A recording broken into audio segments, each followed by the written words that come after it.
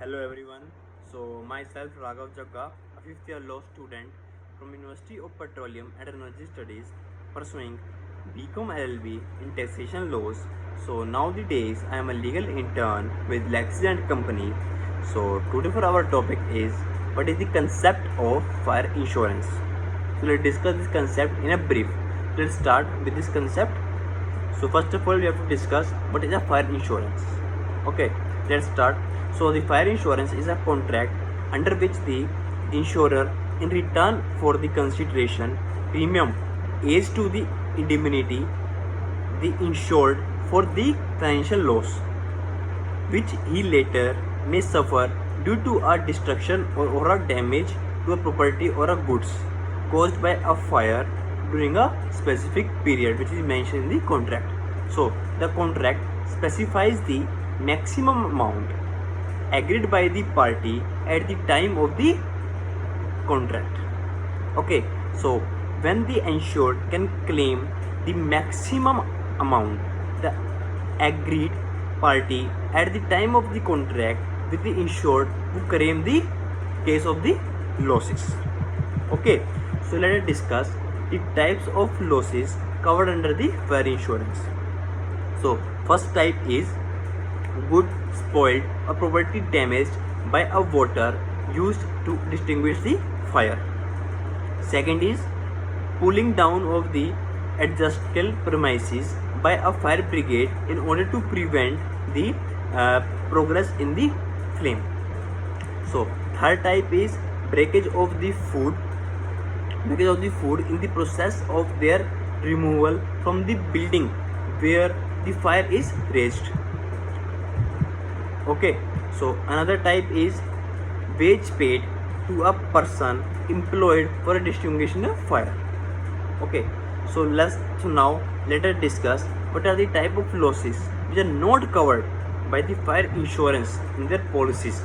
Are first one is loss due to a fire caused by an earthquake.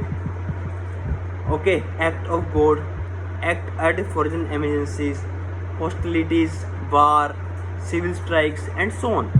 Second one is loss covered caused by a underground fire. Another is loss by a theft during or after the occurrence of the fire. Another is loss or damage to a property caused by its own formations, compunctions. Okay, so another one is loss or damages by a lightning which is not covered unless they caused actually ignition which is spread into a fire.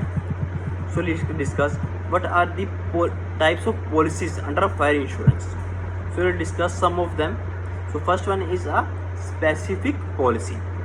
So this policy which covers the loss up to a specific amount which is less than the real value of the property.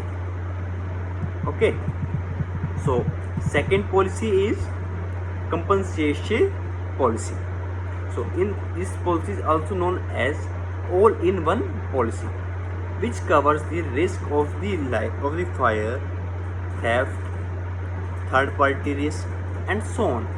Okay, it may also cover the losses of the profit during a period of the business remain closed due to a fire.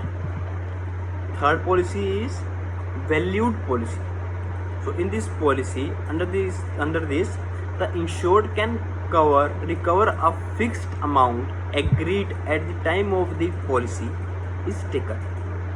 In the event of the loss, only the fixed amount is payable to a policy holder only. So another one is a floating policy. So in this policy, which covers a loss by a fire caused to a property belonging to a same person but located at a different place, but a single sum for a one premium only. So let's discuss the another last policy for today's which is a replacement policy. So in this policy, the insurer insert a reinstallment clause whereby he undertakes to pay the cost of the replacement of the property damaged or destroyed by a fire. Okay, So I hope you have understood each and every concept of today's lecture. So if you have any doubt regarding anything, please feel free to comment in a comment box. The answer should be given as soon as possible.